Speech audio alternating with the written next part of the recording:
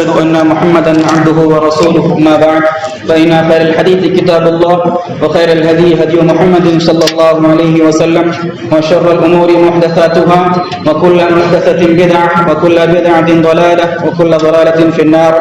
فأعوذ بالله السميع العليم من الشيطان اللعين الرجيم من همزه ونفثه ونفخه. بسم الله الرحمن الرحيم. يا أيها الذين آمنوا لا يحل لكم أن ترثوا النساء كرها ولا تعذلوهن لتذهبوا ببعض ما آتيتموهن إلا أن يأتين بفاحشة مبينة وعاشروهن بالمعروف فإن كرهتموهن فعسى أن تكرهوا شيئا ويجعل الله فيه خيرا كثيرا. ہر قسم کی تعریف، توصیف، بڑائی، کبریائی، بزرگی، عظمت اللہ وحدہ لا شریک کے لائق و زیبا و سزاوار ہے کہ جو اکیلا تن تنہا واحد ساری کائنات کا خالق، مالک، مدبر اور رازق ہے. وہ رب العالمین کہ جس نے ہمیں انسان بنایا اور ہماری رہنمائی کے لیے اپنے جانب سے ہر دور میں رسول بھیجے، فرشتادے بھیجے اور پیغمبر بھیجے.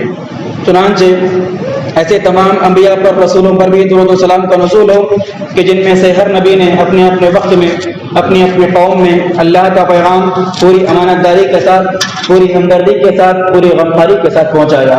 خصوصاً درود و سلام کا نزول ہمارے اور آپ کے آخری نبی، تمام انبیاء کے سردار جناب محمد رسول اللہ صلی اللہ علیہ وسلم کے ذات مبارکہ مقدسہ مطہرہ پر کہ جنہوں نے اللہ رب العالمین کے احکامات کو، اس کی شریعت کو اللہ کے بندوں تک پہنچا کر ہم انسانیت پر احسان عظیم کیا. اللہم صلی علی محمد وعلی آل محمد کما صلیت علی ابراہیم وعلی آل ابراہیم انک حمید مجید.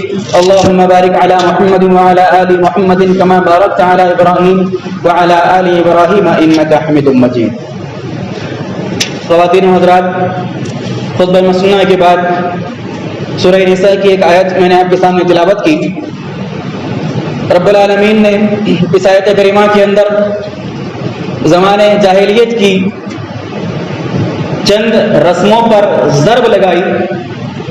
زمانے جاہلیت کی چند ایسی رسمیں جو جاہلی رسمیں تھیں، رب العالمین نے اس آیت کریمہ کے اندر ان رسموں پر ضرب لگائی اور ان تمام باطل رسموں کو منہدم کیا.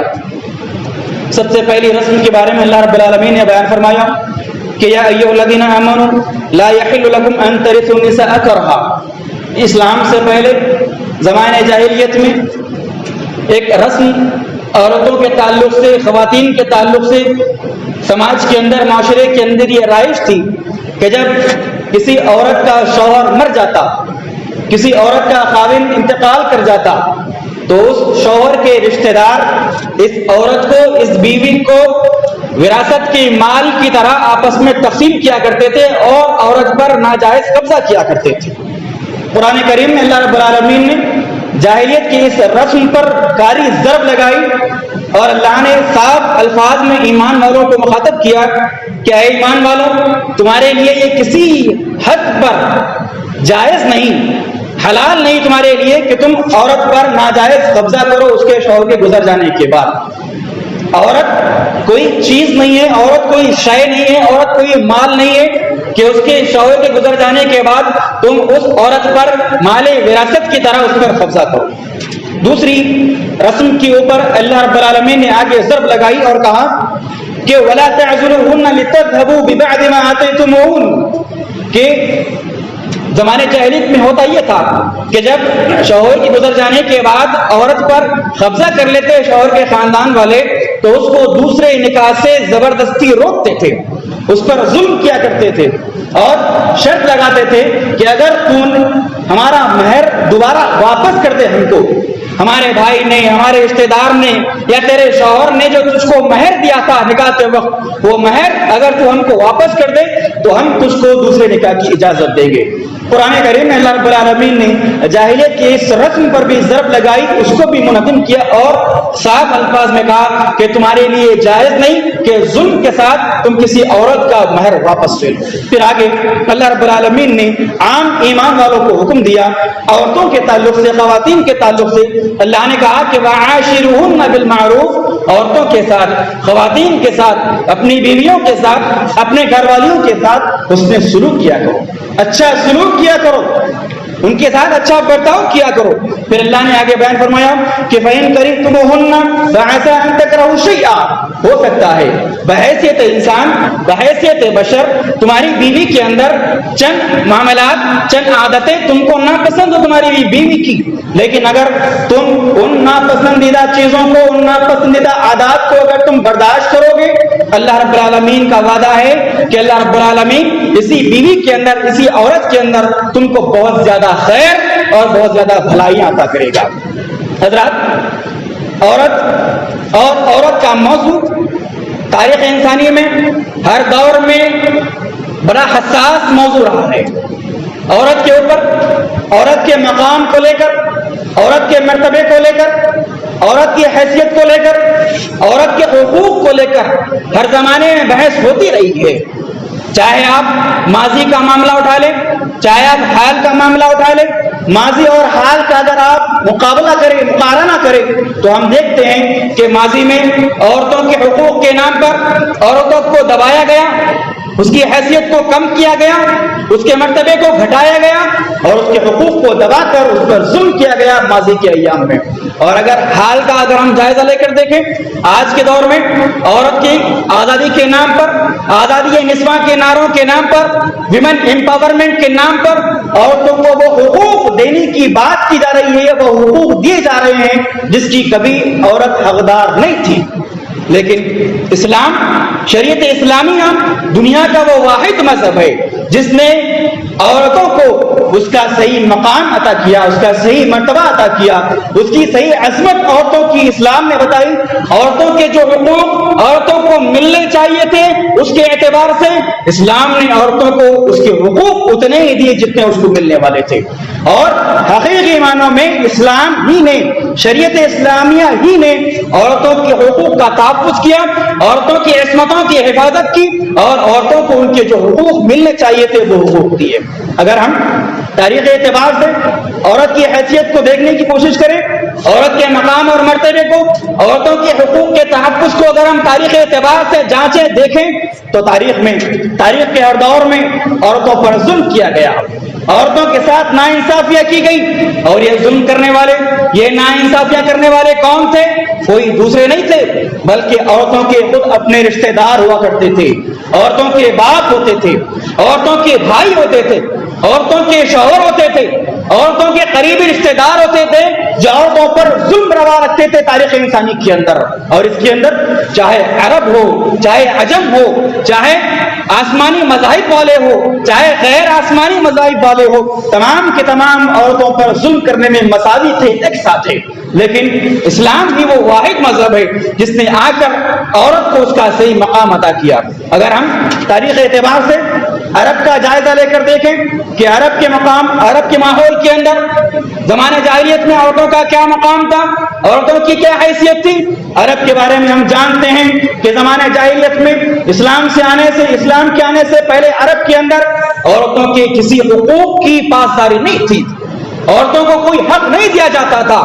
دوسرے حق دینا تو بہت دور کی بات، انسان کا بنیادی حق، زندہ رہنے کا حق، دنیا میں جینے کا حق بھی عرب کی سرزمین میں عورتوں کو نہیں دیا گیا. جب بچی عرب کے کسی گھر کے اندر کوئی لڑکی پیدا ہوتی، اس کو زندہ درگور کیا کرتا، زندہ دفن کیا جاتا زمین کے اندر. اور اگر کسی گھر کے اندر عرب میں بچی پیدا ہوتی، اس بچی کی پیدائش کو وہ لوگ منحوس سمجھتے، بچی کی پیدائش کو. اتنا غصہ ہوتے وہ لوگ، اتنے ناراض ہوتے وہ لوگ کہ وہ لوگ اپنی معصوم بچیوں کو زندہ زمین کے اندر دفن کیا کرتے تھے. قرآن مجید میں زمانے جاہلیت کی اسی رسم کو بیان کرتے ہوئے اللہ نے بیان فرمایا کہ وَإِذَا بُشِّرَ أَحَدٌ بِالْأُنثَىٰ ظَلَّ وَجْهُهُ مُسْوَدًّا وَهُوَ كَظِيمٌ. جب کسی آدمی کو کسی لڑکی کی پیدائش کی خوشخبری دی جاتی تو اس کا چہرہ غصے کے مارے سیاہ ہو جاتا، کالا ہو جاتا، سیاہ پڑ جاتا اس کا چہرہ غصے کے معنی. آر سمجھتے وہ لوگ بچی کی پیدائش کو، شرم کا باعث سمجھتے وہ لوگ بچی کی پیدائش کو. یہ عرب کا ماحول تھا. آسمانی مذاہب جو اپنے آپ کے آسمانی مذہب ہونے کا دعویٰ کرتے ہیں، عیسائیت کے اندر جو آسمانی مذہب تھا، انجیل کے متبع تھے یہ لوگ، انجیل ان کے پاس موجود تھی، انجیل کے شریعت کو ماننے والے، لیکن ان کے پاس عورت کا کیا مقام تھا؟ عورت کی کیا حیثیت تھی ان کے پاس؟ ان کے نزدیک ایک چیز مشہور ہو گئی کہ جنت میں حضرت آدم علیہ السلام کو پھل کھانے پر آمادہ کرنے والی اگر کوئی چیز تھی تو وہ حضرت حوا تھی. عورت تھی جس نے آدم کو جنت میں پھل کھانے پر آمادہ کیا اور اس وجہ سے جنت سے آدم اور حوا کو نکالا گیا. اس بنیاد پر عیسائیوں نے ہمیشہ عورت کو منحوس سمجھا اور ہمیشہ عورت کو گرا کر اپنے معاشرے میں ان کے مقام اور مرتبے کو گرا کر بیان کیا. یہ آسمانی مذہب کا حال ہے. یہودیت یہ بھی آسمانی مذہب تھا، توریت کے متبع تھے، توریت کی شریعت کو ماننے والے تھے یہودی. ان کے پاس عورت کا مقام اور مرتبہ کیا تھا؟ عورت کی حیثیت کیا تھی کہ جب عورت ناپاکی کی حالت میں ہوتی، جب عورت ناپاکی کے ایام میں ہوتی تو عورتوں کو وہ لوگ الگ تھلگ رکھتے، اپنے گھروں سے، اپنے معاشرے سے، اپنی سوسائٹی سے الگ تھلگ ایک الگ مقام پر رکھتے. نہ اس سے کوئی بات کرتا، نہ اس سے کوئی معاملات کرتے، نہ اس سے کوئی گفتگو کرتے، نہ اس سے کوئی چیز روا رکھتے. عورتوں کو ان کے مخصوص ایام کے اندر یہودی مذہب میں الگ تھلگ رکھ کے ان پر ظلم کیا جاتا اور ان کے ساتھ ناانصافی کی جاتی. یہ تو یہودی مذہب کا حال ہے. ہندوستان ہمارا ملک، ہندوستان کے اندر عورتوں کے ساتھ جو سلوک روا رکھا جاتا تھا اس کی تاریخ بڑی روشن ہے.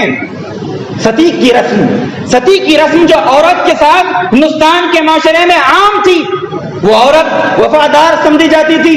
وفاداری کی دلیل تھی اس عورت کی کہ جو عورت اپنے شوہر کے مر جانے کے بعد شوہر کے ساتھ زندہ جلنے کے لیے تیار ہو جائے. یہ ستی کی رسم ہندوستان کے اندر تھی.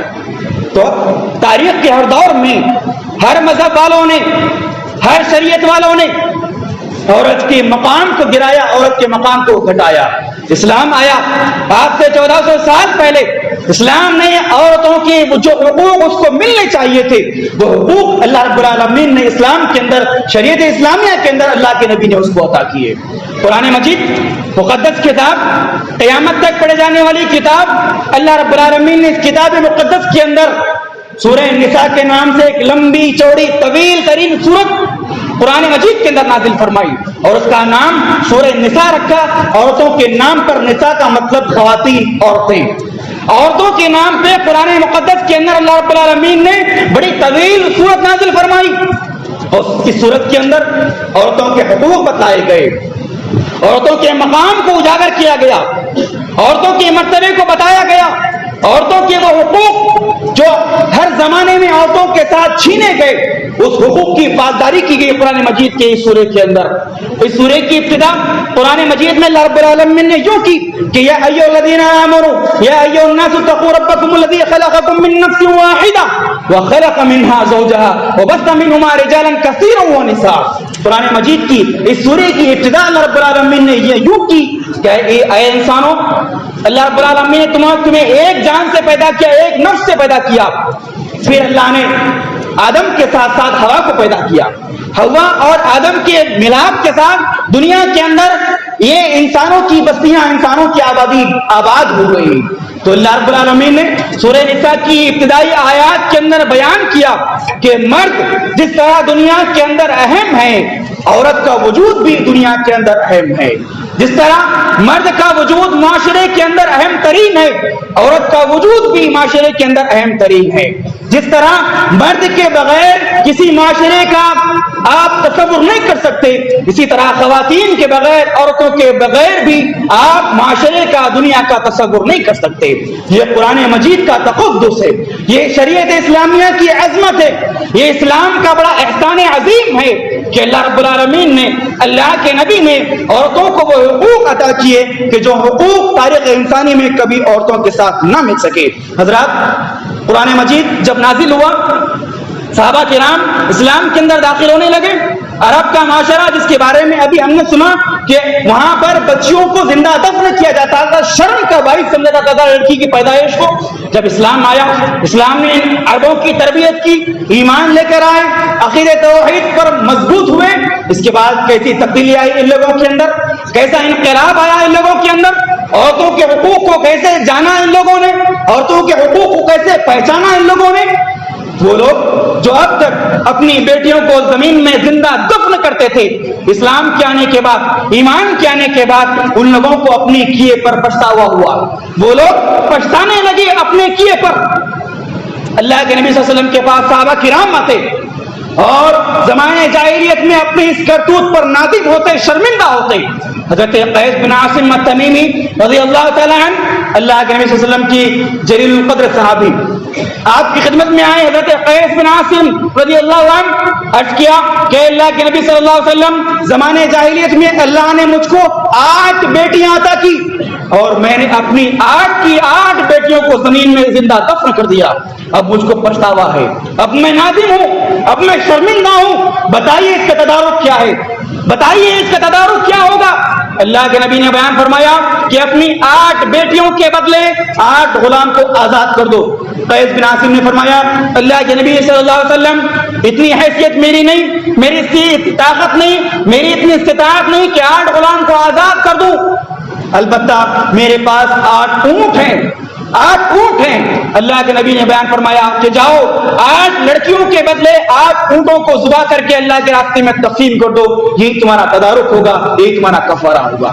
تو معلوم ہوا کہ وہ صحابہ کرام، وہ لوگ، وہ معاشرہ جو اب تک اسلام کے آنے سے پہلے لڑکی کی پیدائش کو ننگ و عار سمجھتا تھا، اسلام کے آنے کے بعد اپنے کرتوت پر ان کو شرمندگی ہوئی ہے. ایک اور صحابی اللہ کے نبی صلی اللہ علیہ وسلم کی خدمت میں حاضر ہوئے، فرمایا کہ اللہ کے نبی صلی اللہ علیہ وسلم، زمانے جاہلیت میں میری ایک بیٹی تھی، بہت مجھ کو پیار کرتی تھی.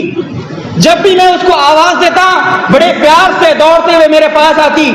ایک مرتبہ میں اس بیٹی کو اپنے ساتھ لیا، اس کا ہاتھ پکڑ کے اپنے گھر سے دور لے کے گیا. ایک گھر سے دور ایک جگہ پر کنواں تھا، بوڑی تھی. میں نے اپنی بیٹی کو اپنے ہاتھوں سے اس کنویں کے اندر ڈھکیل دیا، ڈال دیا. اور آخری کلمات اس بچی کے جو میرے کان میں پڑے وہ یہ تھے کہ یا اباتی، یا بتا، اے میرے ابا جان، اے میرے ابا جان. وہ بچی چیختی رہی، چلاتی رہی. لیکن زمانے جاہلیت اور جاہلیت کی روش میں آ کر میں نے اپنی بچی کو اس کنویں کے اندر پھینک دیا، مرنے کے لیے ڈال دیا. یہ واقعہ اللہ کے نبی صلی اللہ علیہ وسلم کے سامنے سنایا گیا. صحابہ کرام فرماتے ہیں کہ اللہ کے نبی کی آنکھوں سے آنسو جاری ہو گئے. صحابہ کرام نے اس آدمی کو کہا کہ اے شخص، تو نے رسول اللہ صلی اللہ علیہ وسلم کو رلا دیا، ان کو غمگین کر دیا. اللہ کے نبی نے فرمایا کہ لوگوں، صحابہ کرام، اس آدمی کو نہ روکو. یہ آدمی اپنے کیے پر نادم ہے، پچھتا رہا ہے اور شرمندہ ہے اور اس کا تدارک کرنا چاہتا ہے. اللہ کے نبی نے اس شخص سے کہا کہ اس واقعے کو دوبارہ بیان کرو. پھر اس شخص نے دوبارہ واقعہ بیان کیا. اللہ کے نبی صلی اللہ علیہ وسلم اتنا زار و قطار روئے کہ آپ کی داڑھی مبارک تر ہو گئی، آنسوؤں سے بھیگ گئے. تو حضرات، یہ وہ معاشرہ تھا کہ جو اب تک اسلام کے آنے سے پہلے بیٹی کی پیدائش کو شرم سمجھتے تھے.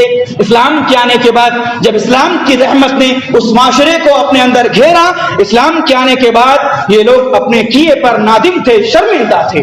اور وہ لوگ جو اب تک اپنے پیٹ کی، اپنی ذاتی خاص اولاد کو زمین میں دفن کرنے کے لیے تیار تھے، اسلام کے آنے کے بعد اب ان کے اندر ایسا انقلاب آیا، ایسی تبدیلی آئی. اسلام نے اس معاشرے کو ایسا بدل کے رکھ دیا کہ اپنی اولاد نہیں، دوسروں کی بیٹیوں کو لے کر، دوسروں کی بیٹیوں کو لے کر پرورش کرنے کا جذبہ ان کے اندر پیدا ہوا. وہ لوگ جو اب تک اپنی بیٹیوں کو زمین میں دفن کرنے والے تھے، دوسروں کی بیٹیوں کو لے کر پرورش کرنے، پالنے کے معاملے میں ایک دوسروں سے جھگڑنے لگے.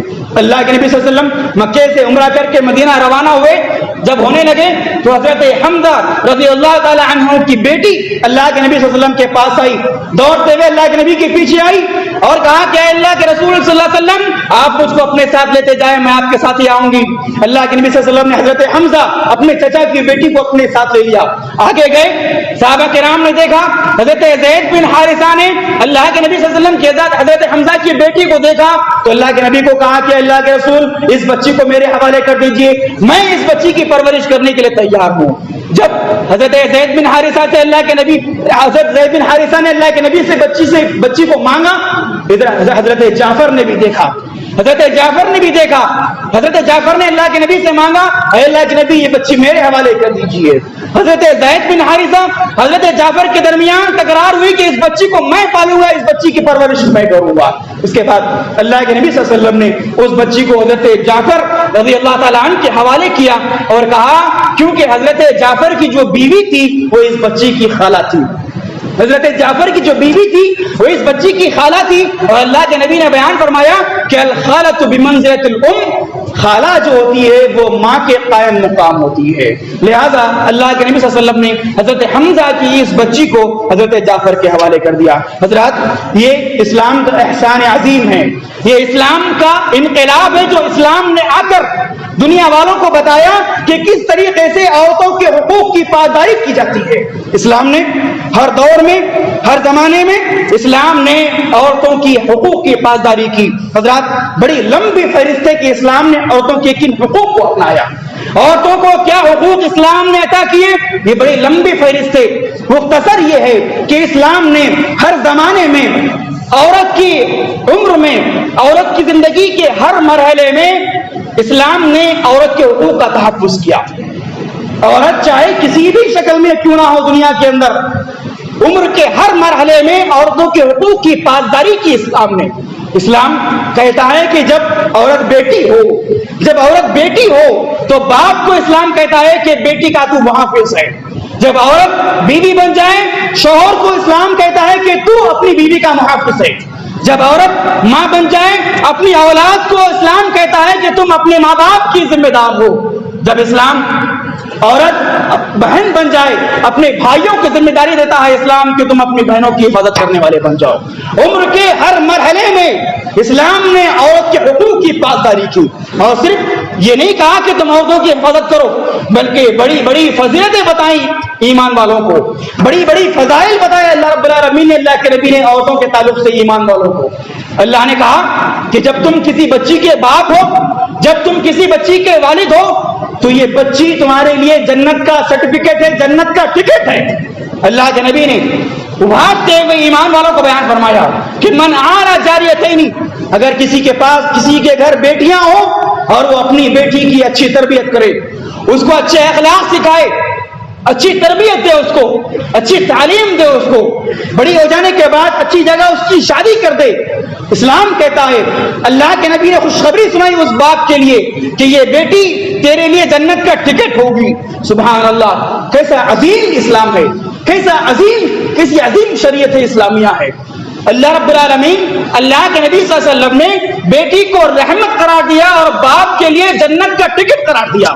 کتنے خوش نصیب ہے وہ باپ، کتنے خوش نصیب ہے وہ گھرانے کہ جس کے پاس بیٹیاں ہیں، وہ اپنی بیٹیوں کی اچھی تربیت کریں گے، اچھے اخلاق سکھائیں گے، دین کی تعلیم سے ان کو آراستہ کریں گے، اچھی جگہ ان کا نکاح کریں گے. اللہ کے رب العالمین نے خوشخبری سنائی کہ اس آدمی کے لیے جنت ہے، اور وہ آدمی جنت میں میرے بالکل قریب ہے. اس طریقے سے، جس طریقے سے یہ دو انگلیاں قریب ہیں، وہ آدمی بھی جنت میں مجھ سے اتنا قریب ہے. تو اسلام کہتا ہے کہ جب تم بیٹی کے باپ ہو تو بیٹی تمہاری جنت کا ٹکٹ ہے. اور شوہروں کو اسلام کہتا ہے اگر تم شوہر بن جاؤ، تمہاری بیوی آ جائے تو تمہاری یہ بیوی اپنے شوہروں کے اخلاق اور کردار کا ثبوت ہے. بیوی اگر اپنے شوہر کے بارے میں اچھے اخلاق کی گواہی دے، یقین جانیے کہ وہ شوہر بہترین اخلاق والا ہوگا.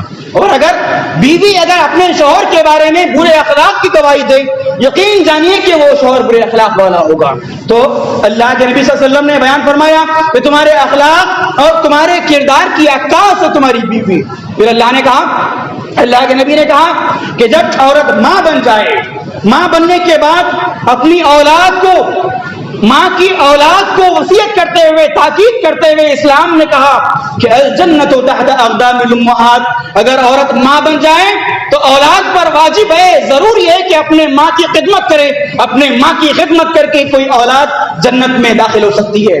اللہ کے نبی نے جنت کا راستہ ماں کی خدمت کے ذریعے بتایا. تو یہ فضیلت اسلام نے عورت کے حقوق کے تعلق سے بتائی. عمر کے ہر مرحلے میں، عمر کے ہر اسٹیج پر اسلام نے عورت کے حقوق کی پاسداری کی، ہر حق کو پہچانا، اسلام نے اس کے حقوق کی حفاظت فرمائی.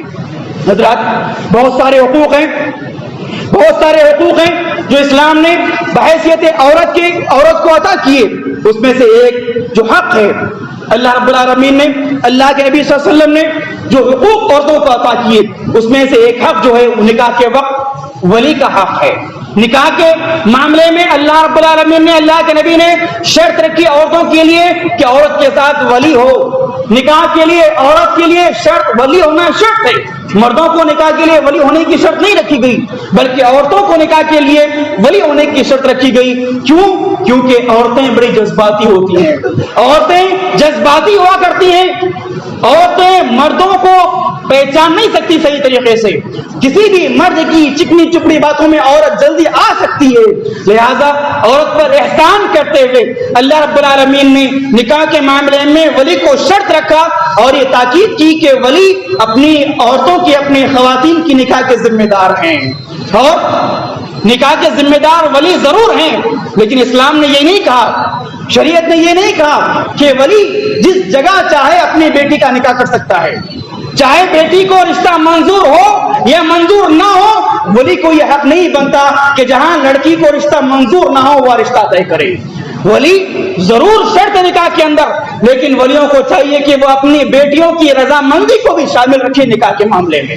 ایک صحابیہ اللہ کے نبی صلی اللہ علیہ وسلم کی خدمت میں آئی اور انہوں نے عرض کیا کہ اللہ کے نبی صلی اللہ علیہ وسلم, میرے باپ نے میرا رشتہ میرے چچازاد بھائی کے ساتھ طے کر دیا ہے اور مجھ کو یہ رشتہ پسند نہیں, میں یہ رشتے سے راضی نہیں ہوں. اللہ کے نبی نے بیان فرمایا کہ جاؤ تم اپنا رشتہ ختم کر سکتی ہو, فصل کر سکتی ہو. اس صحابیہ نے کہا کہ اللہ کے نبی صلی اللہ علیہ وسلم میں اپنا رشتہ فسخ نہیں کروں گی, میں اپنا رشتہ باطل نہیں کروں گی, بلکہ میں اس آدمی کے ساتھ رہ لوں گی. لیکن میں نے صرف بتانا چاہا عورتوں کو کہ ولیوں کو یہ حق نہیں بنتا کہ وہ اپنی لڑکیوں کا نکاح جہاں وہ چاہے وہاں پر طے کرے.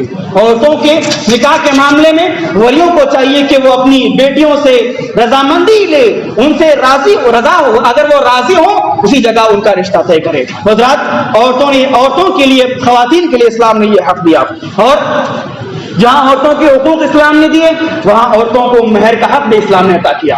مہر کا حق بھی نکاح کے معاملے میں اللہ کے نبی نے عورتوں کو مہر کا حق عطا کیا. اور یہ مہر کون دے گا؟ شوہر اپنی بیوی کو دے گا مہر, شوہر اپنی بیوی کو دے گا مہر. ایسا نہیں کہ بیوی, شوہر جو ہے وہ بیوی کے گھر والوں سے, بیوی کے ولیوں سے مانگ کر, بھیک مانگ کر جہیز کے نام پر کوئی رقم لے گا. یہ شریعت اسلامیہ کی تعلیم نہیں, یہ اسلام کی تعلیم نہیں, یہ اسلام کا تصور نہیں. اسلام نے مردوں پر واجب کیا کہ وہ عورتوں کو مہر دے کر اپنا نکاح کرے. ایسا نہیں کہ جس طرح ہمارے معاشرے کے اندر ہو رہا ہے. ابھی حالیہ دنوں کے اندر ہمارے اسی شہر کا ایک معاملہ وائرل ہوا, ویڈیو آیا کہ لڑکے نکاح ہونے والا تھا, فنکشن ہال کے اندر لڑکے والوں نے لڑکی والوں سے 10 لاکھ روپے کی مانگ کر دی, مارم پیٹی ہوئی, دولہے کو پیٹا گیا, مارا گیا. حضرات, یہ غیر اسلامی رسم و رواج ہیں, یہ غیر اسلامی رسم و رواج ہے. اسلام سے, شریعت سے, دین سے اس کا کوئی دور دور کا کوئی تعلق نہیں. اسلام نے مردوں پر یہ واجب کیا کہ تم مہر دے کر عورتوں کو نکاح کرو. اور مہر کیسا دینا چاہیے؟ مرد اپنی طاقت کے مطابق, اپنی استطاعت کے مطابق, اپنی مالی حیثیت کے مطابق عورت کو مہر دے. ایسا نہیں کہ مرد طاقتور ہے, استطاعت والا ہے, مالدار ہے, اس کے باوجود تھوڑا چھوٹا موٹا مہر دے کر عورتوں سے نکاح کر لے. ایسا نہیں کرنا چاہیے, بلکہ عورتوں کو مہر دینے کے معاملے میں مرد اپنی استطاعت کے مطابق دے. حضرات, جہاں اسلام نے عورتوں کو دوسرے حقوق دیے وہاں پہ خلا کا حق بھی اسلام میں عورتوں کو دیا. جس طریقے سے مردوں کو اسلام نے طلاق کا حق دیا, اسی طریقے سے خلا کا حق بھی عورتوں کو اسلام نے دیا. اور اسلام نے یہ کہا کہ اگر عورت اپنے شوہر سے راضی نہیں ہے, اس کا شوہر اگر فاسق ہے, اس کا شوہر اگر فاجر ہے, اس کا شوہر اگر مشرک ہے, اس کا شوہر اگر بے دین ہے, اس کا شوہر اگر بے نمازی ہے, عورتوں کو یہ حق ہے کہ وہ اپنا مہر واپس لوٹا دے اور مرد سے خلا لے لے. یہ اسلام نے حقوق دیے عورتوں کو, خواتین کو یہ حقوق اسلام نے عطا کیے. اسلام کے علاوہ دیگر کسی مذہب کے اندر اس طریقے کی رحمت پر مبنی حقوق عورت کو نہیں دیے گئے. حضرات, جس طریقے سے اسلام نے عورتوں کو حقوق دیے, اسی طریقے سے اسلام نے عورتوں کے لیے چند حد بندیاں کی, چند پابندیاں اسلام نے عورتوں کے حق میں لگائی, اور یہ پابندیاں سراسر عورتوں کی حق میں ہے. پردے کی پابندی اسلام نے عورتوں کے لیے لگائی کہ پردہ عورتوں پر واجب ہے, اور اس کا اہم ترین مقصد یہ ہے کہ جب عورت با پردہ ہوگی, پردے کے اندر ہوگی, دیکھنے والوں کی نظریں, للچانے والوں کی نظریں, بری نظر رکھنے والوں کی نظریں اس با پردہ خاتون پر نہیں پڑے گی.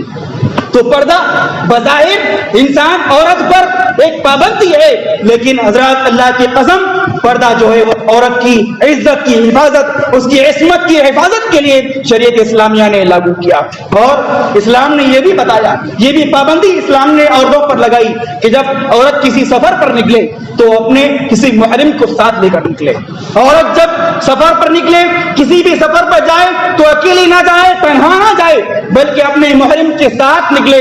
اور یہ پابندی بھی عورتوں کی عزت کی حفاظت کے لیے ہے، خصوصاً آج کے ہمارے معاشرے کے اندر، آج کے ہمارے سماج کے اندر جہاں عریانیت فحاشی ننگا پن معاشرے کے اندر عام ہے، ایسے معاشرے کے اندر عورتوں کا، خواتین کا اکیلے سفر کرنا ان کی عزت، ان کی عصمت، اس کی حفاظت کے لیے بڑا خطرہ ہے۔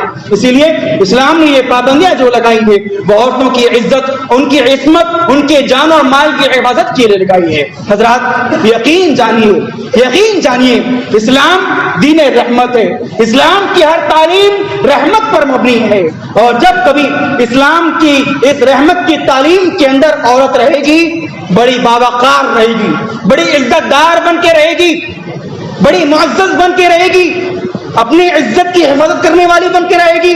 اور جب عورت اسلام کے اس رحمت کے شریعت کو چھوڑ کر، دائرے کو چھوڑ کر باہر جانے کی کوشش کرے گی، یقین جانیے نہ عورت کی عزت محفوظ رہے گی، نہ اس کی عصمت محفوظ رہے گی، نہ اس کا جان محفوظ رہے گی، نہ اس کا مال محفوظ رہے گا۔ حضرات شریعت اسلامیہ کی ہر تعلیم رحمت پر مبنی ہے۔ اسلام کے علاوہ کوئی قانون، اسلام کے علاوہ کوئی شریعت، اسلام کے علاوہ کوئی دستور عورتوں کو ان کا صحیح مقام، ان کی صحیح حیثیت، ان کا صحیح مرتبہ، ان کے صحیح حقوق ہرگز نہیں دے سکتی۔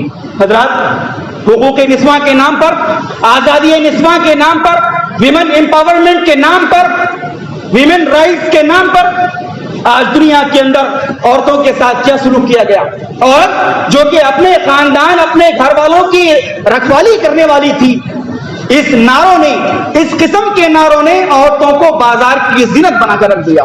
آج عورت ہر قسم کے بازار کی زینت ہے، چاہے وہ تجارتی بازار ہو، چاہے وہ کسی بھی معاملے کا کاروبار یا بازار ہو، عورت آج بازار کی زینت بنی ہوئی ہے۔